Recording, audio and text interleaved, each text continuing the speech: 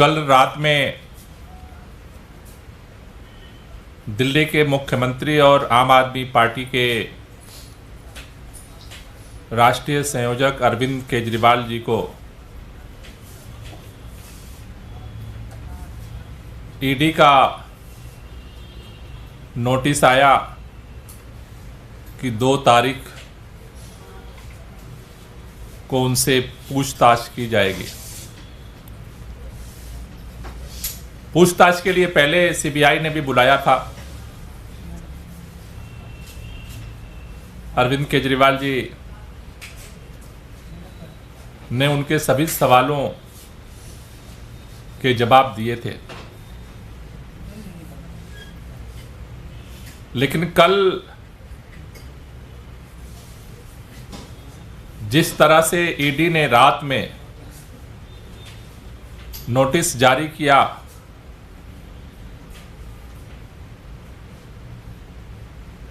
वो इस बात को दर्शा रहा है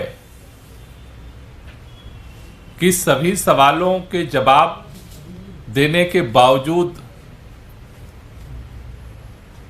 भारतीय जनता पार्टी का जो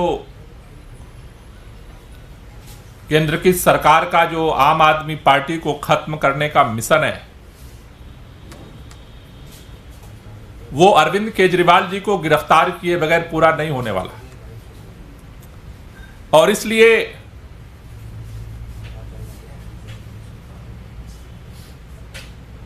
हमारी सरकार बनने के बाद से ही अरविंद केजरीवाल को कैसे खत्म किया जाए, आम आदमी पार्टी को कैसे खत्म किया जाए,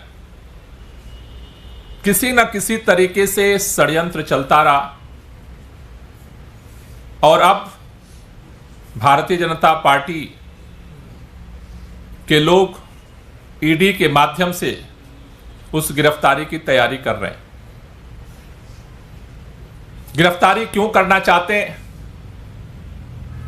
भारतीय जनता पार्टी के नेता जोर जोर से चिल्ला रहे हैं, कल से ही बोल रहे हैं कि सुप्रीम कोर्ट के अंदर मनीष सिसोदिया जी को लेकर के जो सुप्रीम कोर्ट का फैसला आया है, उनकी जमानत निरस्त की गई है, इसलिए अब अरविंद केजरीवाल गिरफ्तार होंगे।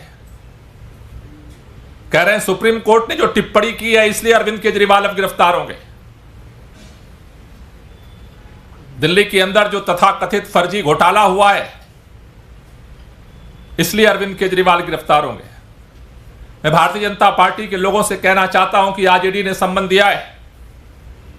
जब दिल्ली के अंदर 2014 में हमारी सरकार बनी,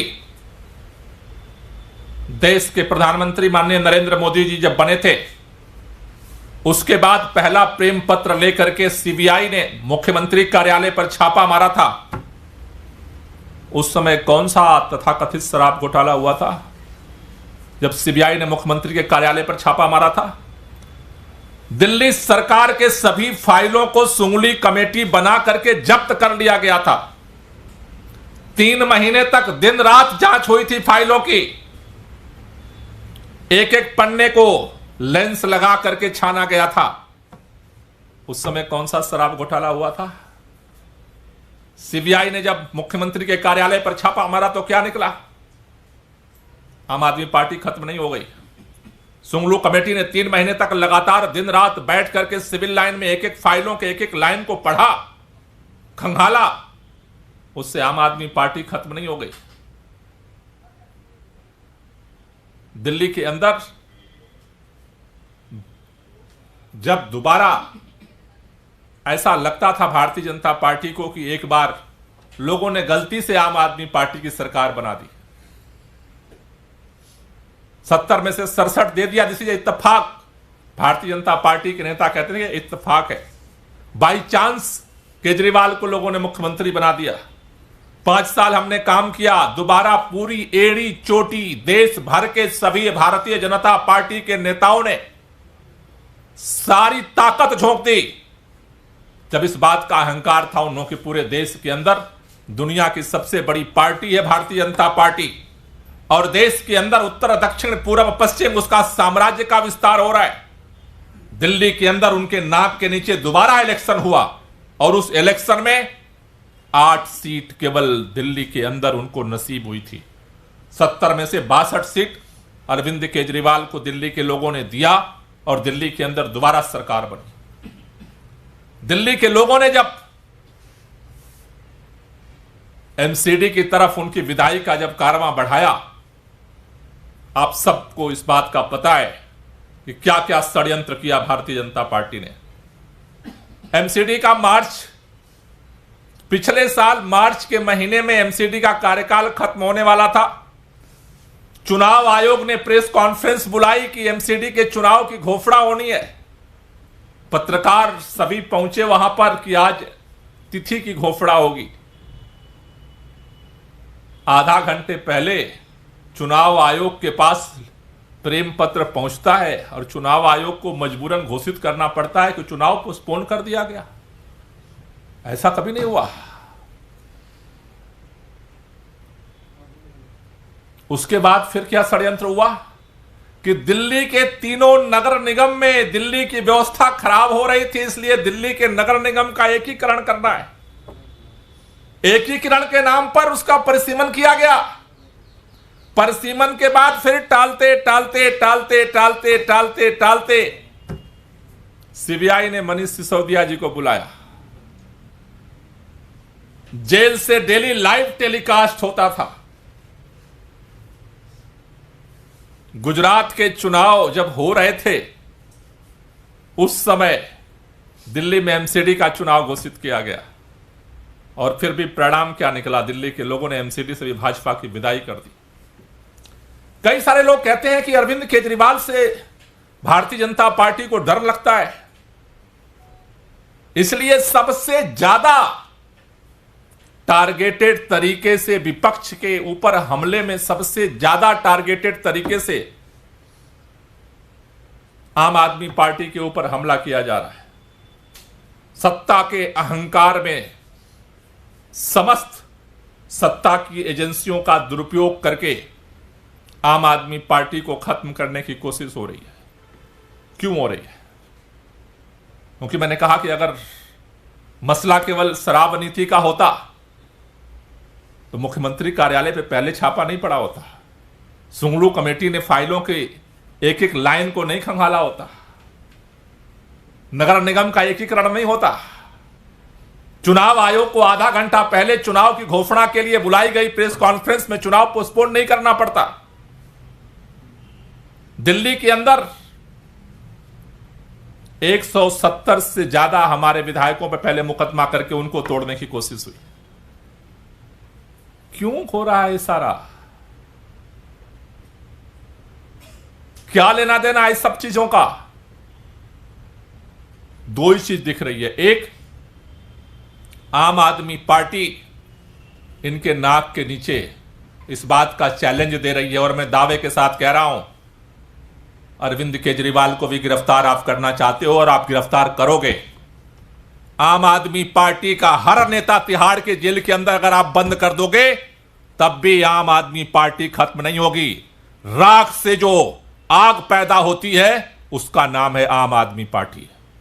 आम आदमी पार्टी को खत्म करने की बहुत सारी कोशिशें आपने कर ली, आज तक खत्म नहीं हुई है। जितनी बार आपने खत्म करने की कोशिश की है उतनी ताकत के साथ आम आदमी पार्टी खड़ी हुई है। क्यों खड़ी हो रही है? क्योंकि आम आदमी पार्टी अपने लिए नहीं काम कर रही। आम आदमी पार्टी देश के लोगों के लिए काम कर रही है, देश के बच्चों के लिए काम कर रही है, देश के भविष्य के लिए काम कर रही है।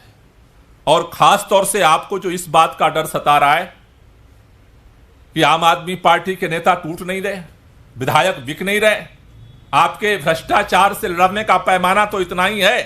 अजीत पवार एनसीपी में थे तो ईडी छापे पड़ रहे थे, उन्होंने एनसीपी छोड़ दी, आपके सरकार ज्वाइन कर लिया। ईडी पता भूल गई अजीत पवार का। अब ईडी को नहीं पता, सीबीआई को नहीं पता अजीत पवार नाम का भी कोई आदमी है इस भारत के अंदर, उसका भी कोई नाम पता ठिकाना है, भूल गई। आपकी लड़ाई इतनी तो टिकी है। इसलिए मेरा निवेदन है, दिल्ली के लोगों से कहना चाहता हूं